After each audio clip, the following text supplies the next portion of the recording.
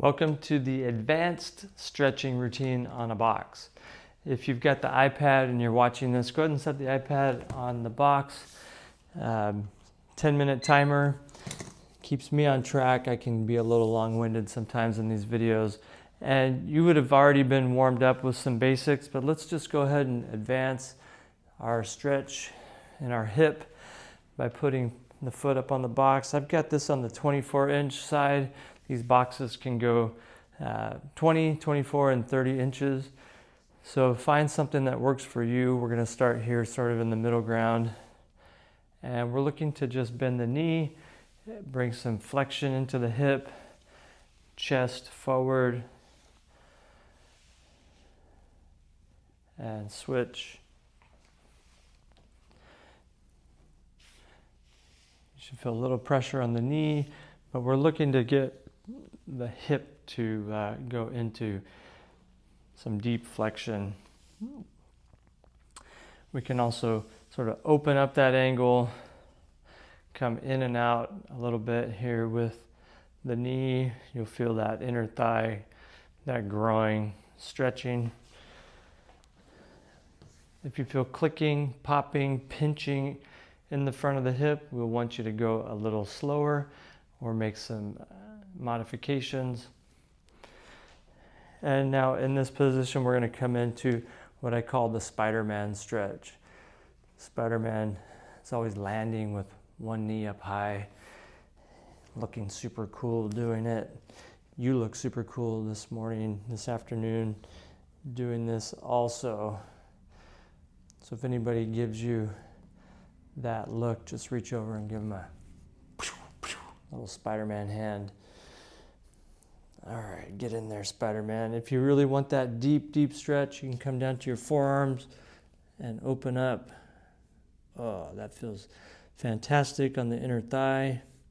I can feel it on both the top leg and the bottom leg.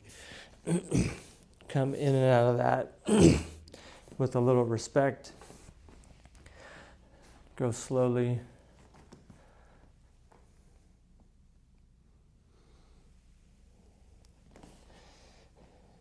Get in there. If you need a little bit more, resting your forearms on the box.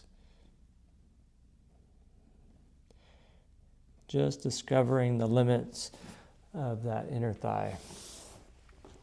And now we do something very similar, but we're going to now go away from the leg here. This is more of a hamstring stretch. If you open the angle like this, you'll get an inner thigh stretch.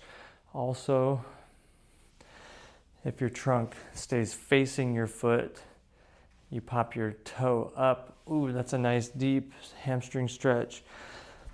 You do want to try to keep your lower back straight while you're doing this instead of rounded. That would not be ideal. Ideally, it would be nice and straight, leaning into it. Gentle lean and hold.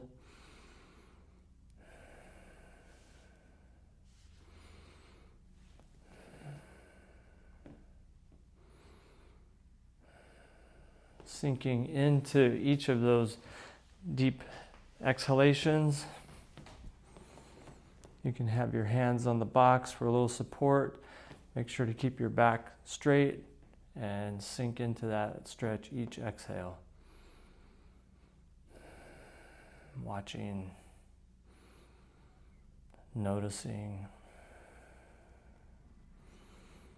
observing that stretch. It's okay to stretch in about 70%. We don't have to take every stretch to 100%.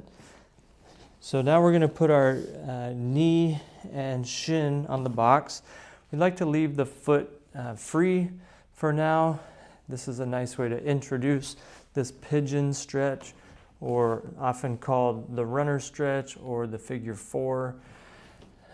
Try to begin with the back straight, leaning forward, feeling that stretch in the back pocket. Sometimes people will feel it down into the sciatic tract or the hamstring. avoiding rounding your back. Keep your back upright. Lean, breathe.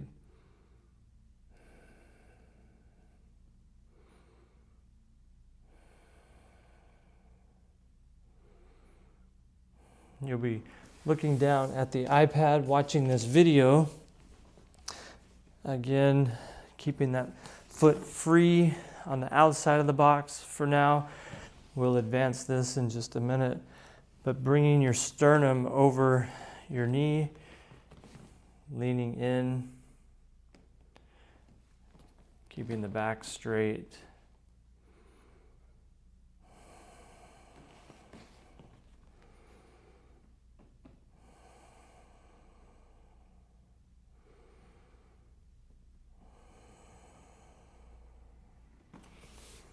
Good. We'll do that one more time on each side, keeping the foot free off of the box, knee in the center, chest right over the top of the knee. It feels like I can go a little further this time, so I'm going to rest on my forearms.